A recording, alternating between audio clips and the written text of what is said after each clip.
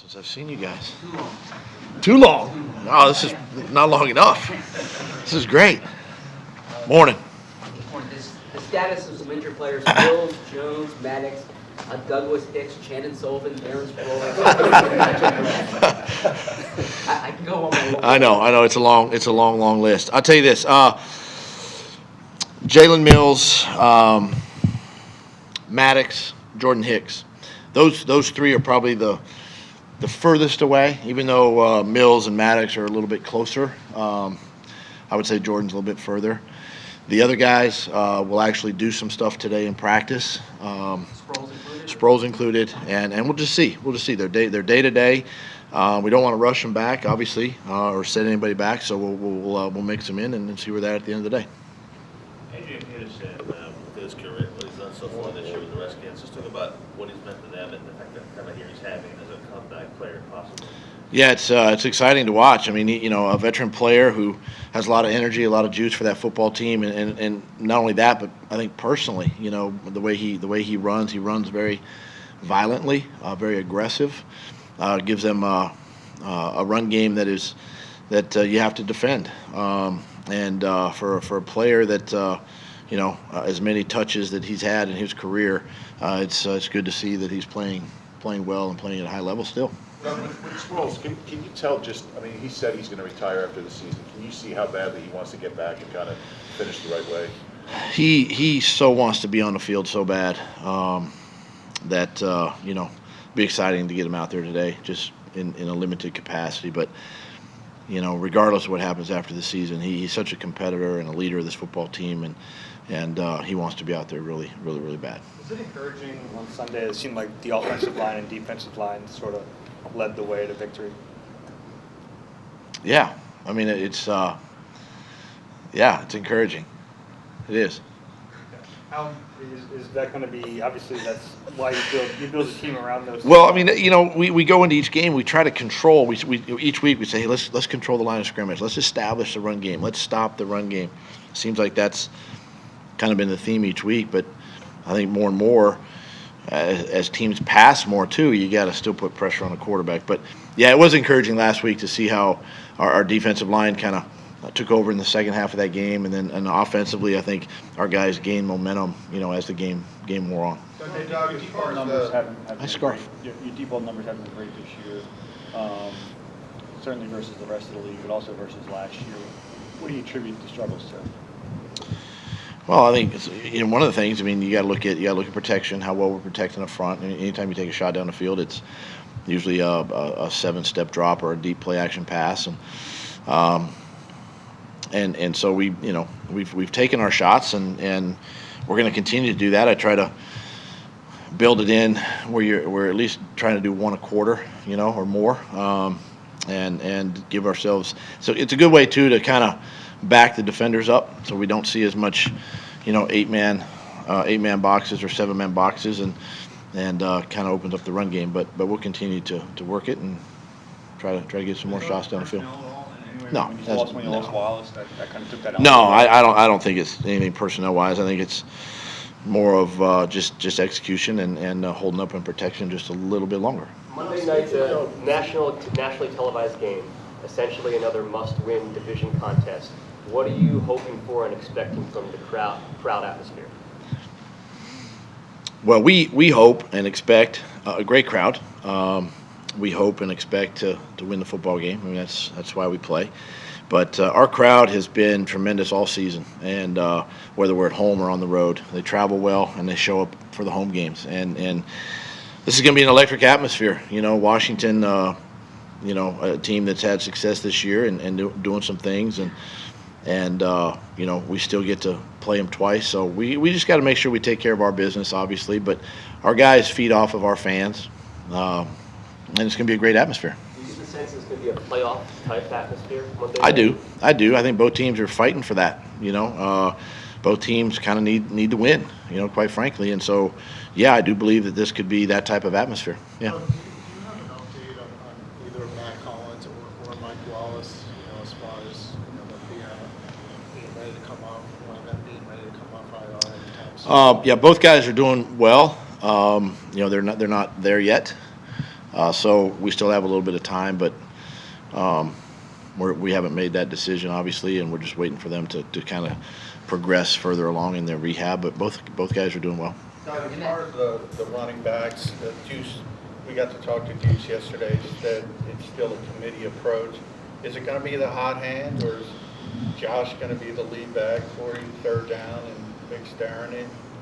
Yeah, I mean, we got to see where Darren's at the end of the week, obviously, and see what he can handle physically. But definitely want to get him in the mix. I think Josh is the one that's kind of taking that lead approach. The other two, Corey and Wendell, have done an outstanding job on special teams, so their role is obviously bigger from the game plan standpoint. So, Josh goes in as the starter. There's no hiding that, and we continue to mix the guys in there. You saw Corey last week, a little change of pace, whether it be a screen or a nice run on third down. He's got some burst, and we'll continue to game plan for all our guys. In that Washington game last year on Monday night, you saw Carson have such a big game with his legs. Is that something that you still want to see him do this year? Oh, certainly. If there's opportunities to take off and get a first down, protect yourself, slide, then we need that, to stay on the field. I think that's one area that we can, on third down particularly, to make sure we do stay on the field, is utilizing his ability to run. And so the injury hasn't affected the way you view his running ability? No, he just hasn't had as many opportunities yet this year. What's the biggest difference this year when you look at last year, the way you guys were running away with everything, division included, and this year basically every game was a must-win? What makes that so much harder? Is it the fan expectations? Is it, from your point, game planning? I mean, it's. I've been in this business and in the NFL for a long, long time, and I've seen teams that have had success and teams that have success and then they struggle the next year. Very similar to what we're doing. I think it just proves the point, I think, to coaches, to players that, we talk about everything matters. Every little thing matters. The way you attack your off-season program, the way you practice in training camp, how many padded practice. There's a mindset. There's a mentality that has to go along with winning, and along with winning comes, people tugging at you to do other things and to maybe take you away from your job or whatever you're focused on with the team, and so there's a little bit of that, and then you free agency, you're going to lose some players and you're going to bring some players to a team that and a culture that you've established, and you're trying to get those guys integrated into what you're doing. So I think there's a kind of a bigger picture of everything, why teams maybe struggle just a little bit. And then, of course, you look at us at the start of the season. Our quarterback didn't start the year. Alshon didn't start the year. We've had some injuries throughout the course of the season that have sort of, hurt us just a little bit, And even though, again, I'm not going to use those as excuses because we got to make sure that everybody's ready to play. But all of that can sort of feed into, either the success or a struggle maybe that a team has, but you still want to, and I think this is the thing that our team realizes, that you still control your own destiny, quite frankly. We know what's ahead of us. It's a long road. We know that. It's going to be tough. Nothing's guaranteed. Nothing's easy. So, we just got to approach them one game at a time. Given all that, is it encouraging? So given all that, is it encouraging that with the Cowboys loss tonight and a win on Monday night, there you are? Well, I mean, that's the thing. I mean, that's how crazy this business is, especially in our division right now.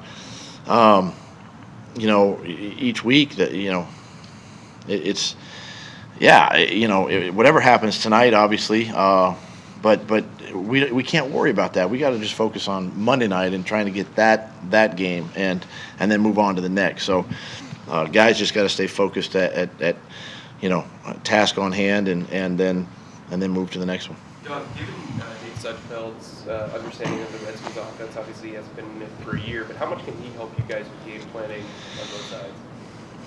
I think more on the, from their defensive perspective, I think there's a little more that he can shed a light on. I mean, offensive game plans, Jay and the offensive staff are going to, have some stuff schemed up. So it's a little bit different each week. But, defenses, especially when you get to this late in the season, when you're down to a little over a month to go, teams typically don't change a whole lot, quite frankly. It just comes down to, execution. But, yeah, he can shed probably a little insight on some things, and whether that helps us or not, I think it just gives us a little insight to the way they think sometimes. Brandon's sack total has gone down this year. What are you seeing on tape? Whose? Brandon Graham's sack total has gone down. What are you seeing on tape from over the last few weeks, and why do you think his number's lower?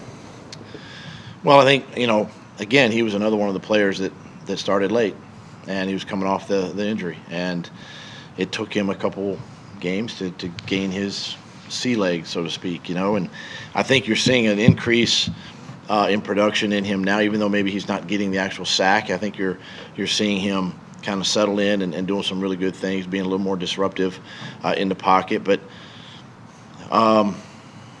it's just teams now have had a chance to kind of look at all our guys and I was talking to Fletch the other day, and you're seeing more double teams on Fletch. You're seeing teams slide to him. And so what he did at the beginning of the year, you're not seeing right now, but that doesn't mean he's still productive. He's still strong in the run game and all that. And that whole D-line thing, those guys feed off of each other too. And I think keeping them fresh has been beneficial, rolling a lot of guys.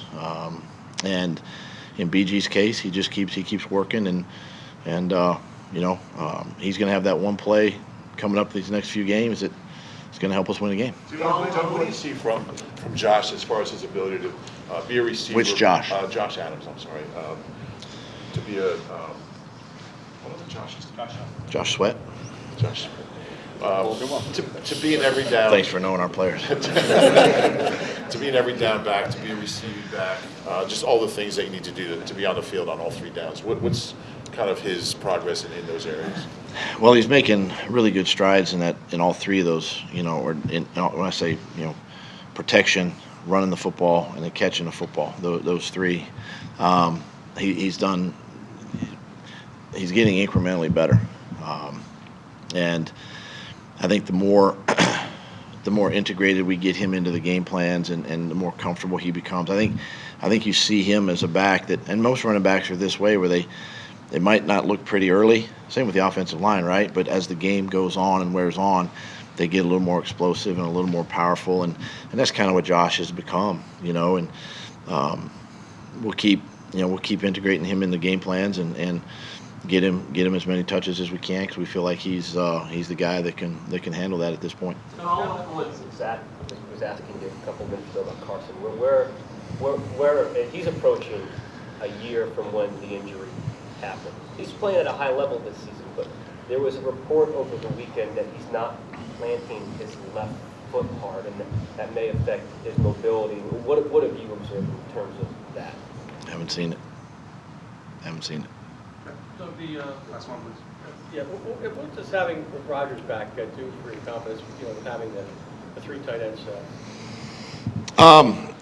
Well, it's nothing against, obviously, Perk. I thought Perk did some great things for us, but he gives us a little bigger body, blocking at the line of scrimmage. I think him and Dallas have kind of emerged at those two guys, and then it helps Zach away from the football. But, as a veteran player, that gives us a little flexibility to still put three tight ends on the field and still have what we feel like it could be an advantage against linebackers or safeties. And,